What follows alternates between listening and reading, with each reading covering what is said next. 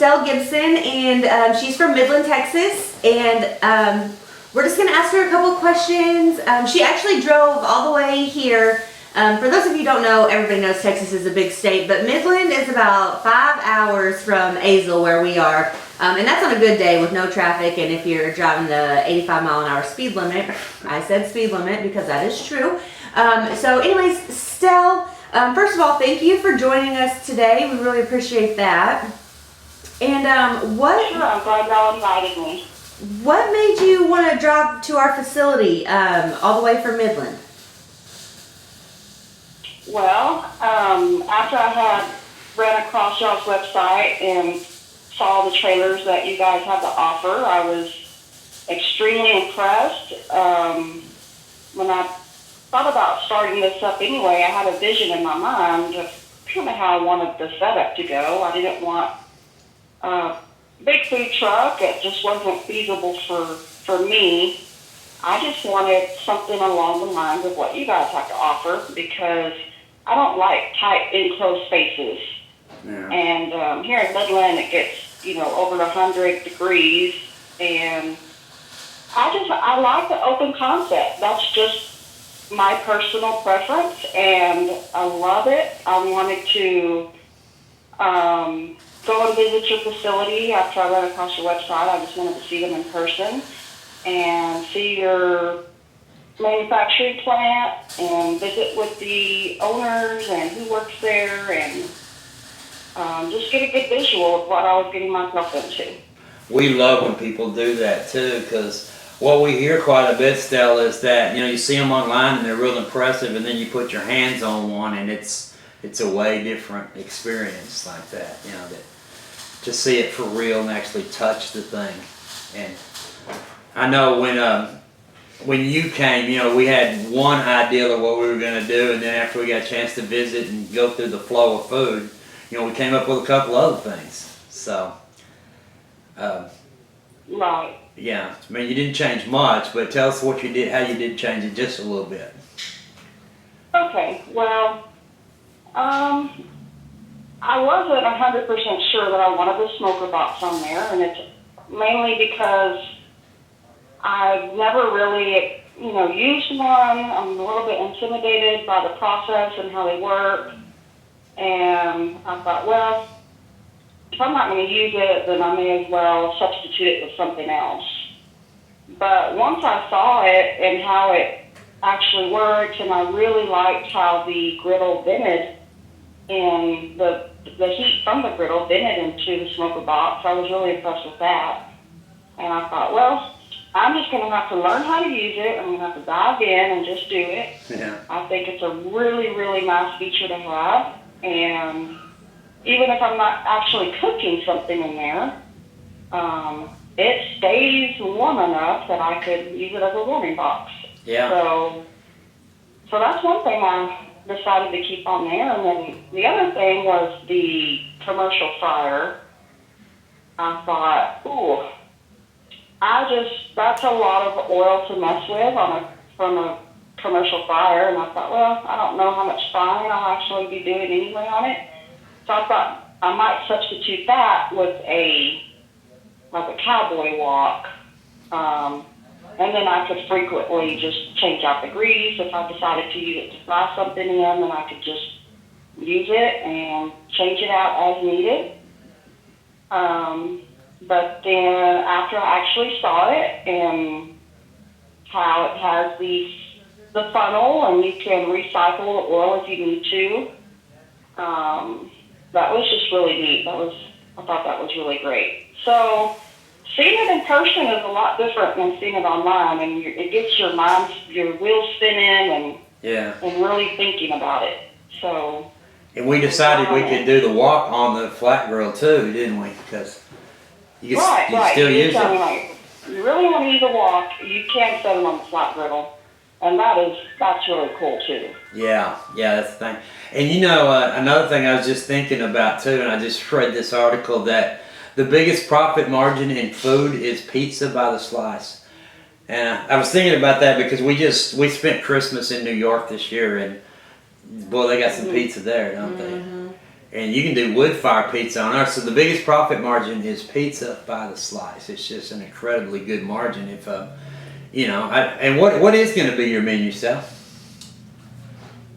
Well, of course, I'm going to have your typical American food, which is the hot dogs and the hamburgers, and but I have some ideas. I'm experimenting on my family with different recipes. So of course Good they for like them. that. Yeah. Wish you lived closer. We'd come over. There you go. But I like to make fritters and crab cakes and corn fritters, salmon patties, things like that that are a little bit different. Of course, I'll always have the traditional things to offer, like the hot dogs, hamburgers, real pies, but I want to offer some other things also. And the griddle would be great for making those types of things. And, I could, learn how to make the pizzas. I've never really made them from scratch, but with this trailer, you have an endless opportunity of what you want to serve. So I'll probably just try different things and see what people are liking and requesting and take it from there. I will definitely have some vegan and vegetarian options. I have a lot of friends that are either vegan or vegetarian, so I'll have some of that on my menu as well. Yeah, that's another thing, because if you're going to go out and you're going to cook for the rig hands, and for those people who don't know what we're talking about, the West Texas oil field blew up in the last 3 years. It's always been a big area, but in the last 3 years, now that the United States has gained energy independence, which is a great thing, in Midland, it's really blown up. I can remember, the Monaghan oil fields outside of Midland. I mean, going through there was just depressing a few years ago because all the pump jacks were shut down. And now it's just blown up, and it's hard to feed rig hands, so they hire people like Stella to come out and to cook. And she needs the versatility of the OMG because, you're not going to want to cook the same thing every day, because once they have you out there, you're going to keep coming back, And a lot of people do that because it's a big issue to feed your hands out there out in the county and things like that. But and those guys make a tremendous sacrifice to bring us energy independence. I mean, they're away from their family, and that is not easy work. And if you've ever been to West Texas, the environment's pretty tough. Yeah, it really is. Right. I mean, it's almost like being. That is correct. Those guys actually, they say they come down here for the money and it's good money, which is true, but they are putting their lives on the line every single day that they are out there on those rigs. Yeah, they do. And feeding them is a big part of it because, it's... Right. I mean, most of these, they're not in Midland, they're in the counties, they're out pretty far, and if they have to drive to town to eat or do something like that, and they've killed a couple hours, and usually the companies don't like them for them to do that because, they have the liability of travel, but plus they're afraid they're not coming back, so, because the oil field's not for everybody. I did it for a while too, and it just isn't for everybody. It's really tough. But that's one of the things that the ONG does to allow you to change your menu. So that's why it's you chose the perfect thing. Of course, we think that, but for what you're doing, And are you coming to get this, or are we sending it up there to you? Do you know yet? I think I can probably go over there to pick it up. Okay, be good to see you. We'll put you back on when you're actually here next time.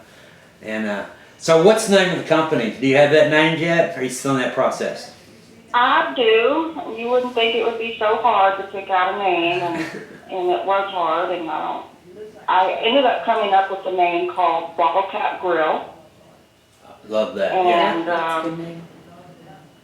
Reason being is I wanted kind of a retro vibe, outdoorsy, camping, tailgaty, hunting style type trailer, that connects you with the elements and I don't know. I just thought it was a good name and a good fit. So Yeah, I went with Autocat Grill. it's easy to remember. And have you started your Facebook page and all that yet, or that's still in the works, probably?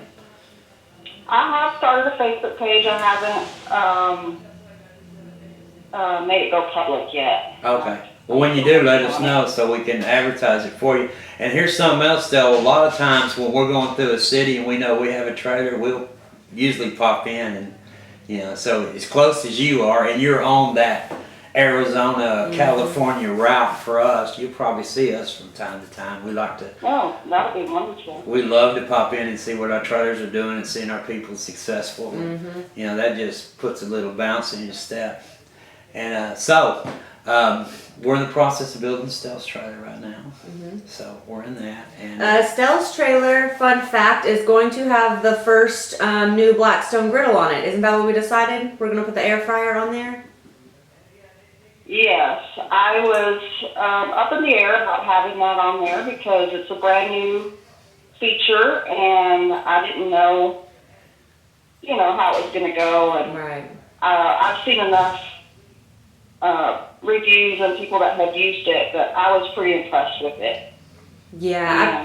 And so I've been following their Facebook as well, watching the different cooking things on there. So Stell's Grill, Stell's trailer will have the first Black Stone Griddle air fryer combo.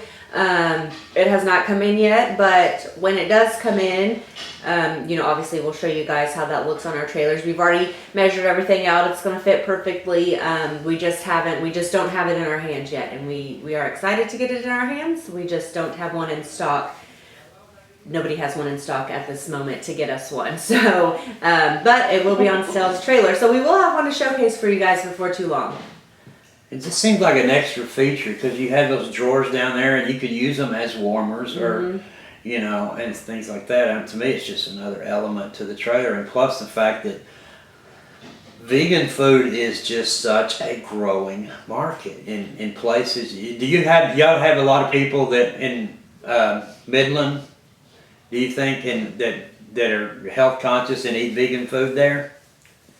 Oh, definitely. I mean, we've got two that I know of, pretty good size grocery stores, health food grocery stores, and of course a lot of those folks are going to be vegan or vegetarian or something along those lines, and they stay packed. I shop at those stores sometimes also, and they're always very busy. And there's just not a lot. I was actually a vegetarian for 3 years, and So was she. it's a little difficult sometimes when you're eating out, to find something good and different and tasty. It's, you always end up just having to get the same thing. So I'm excited to experiment with different recipes that will appeal to the people who like to eat that way. Yeah. I have to say this though, the food has come a long way and, since it's been more popular. I think more chefs and, especially in commissary foods, they're really, they taste pretty good. Tabitha always compares it to the Impossible Whopper. I have not tried that. The only thing I know about a vegan is if you bring me one, I'll roll it in egg wash and fry it. I just don't really know that much about them. But I try. I mean, sometimes I eat vegetarian pasta. I mean, Sometimes he eats a piece of lettuce, is what he's saying. if it's covering up a piece of meat, I will Yeah. remove it. But no, thanks you so much for doing this for us, Stella, because I think that hearing what other people's plans are really helps people to start to develop theirs. Yeah. And that's really what we're trying to do here. So thanks again, and we're going to see you real soon, aren't we? Okay, yes, and I look forward to seeing you guys again, and y'all can call me and we can chat anytime. All right, thank you so much, Stella. Thanks, Stel. All right, y'all have a good day. You too. Bye. Bye.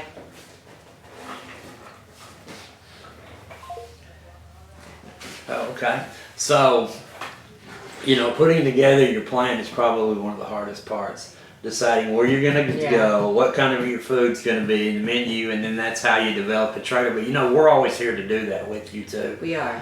And like with Sel, she had one idea when she came in, we began to talk about it and expand it. Because one of the things about the OMG is that you can change your menu on a dime.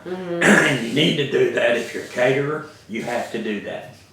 If you're going to be a successful one, you're going to have to do that. If you're going to fairs and festivals, you might sign up and say, well, what are we doing? What's your trailer do? Oh, well, we sell hamburgers and hot dogs. Well, we already have 9 people doing that. No, thank you. Well, then you can quickly change to wood fire pizza or to a healthier option. And really, food trucks with healthier options, they're going to get you in. So it's always a big benefit. So thank you guys, and I hope we helped you a little bit today. That, and one more thing before we end. Stell drove 5 hours to come here. We've had customers fly in. We've had customers drive 12 hours to come here. We welcome anybody who ever wants to come to our facility, sit down with us face to face, see our manufacturing facility, see a trailer with your hands on it so you can touch and look at everything. We welcome you to come here. Anytime, just give us a call. Sometimes we do build to order, so sometimes we don't have a trailer here, so just call us first. But typically we always have trailers here waiting for shipment, or at least being built and in the assembly process. So anytime you want to come by our facility, make the drive, catch a plane, whatever you want to do, we do welcome you to come out. And that is it. Have a good day, guys. Thank you.